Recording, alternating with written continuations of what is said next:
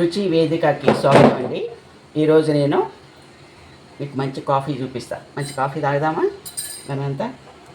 తర్వాత మీరు ఇంత చక్కెర ఇంత పొడి వాడరేమో, నాకైతే స్ట్రాంగ్గా కావాలండి. ఇదిగో చక్కెర వేసుకుంటున్నా. నాకు డబ్బాలో ఉంచి తీస్తే చేతులు వణికి కింద మీద ఇట్లా పోతుంది. ఇవన్నీ తుడుచుకోవటం ఎత్తుకోవటం చాలా కష్టం అయిపోతుంది నాకు. చూసారా, ఇవి 2 ప్యాకెట్లు వేస్తున్నా.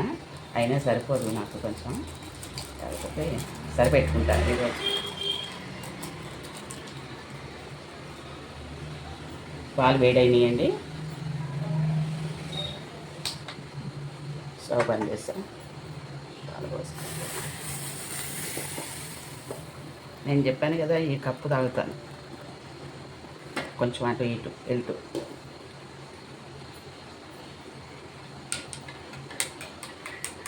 చాలా పెద్ద కప్పు అండి.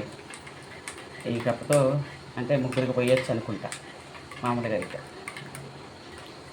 మామూలు చిన్న కప్పు ఉండే.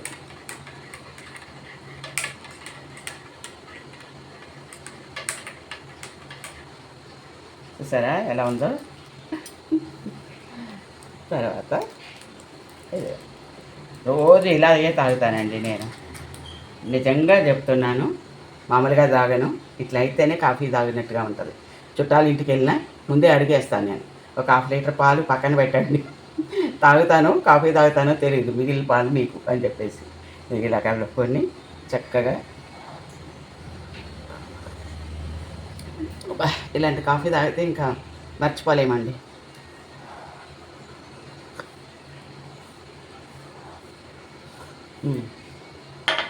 లాస్ట్కి మీరు నాకు ఏమిస్తారో తెలుసు కదా మీకు.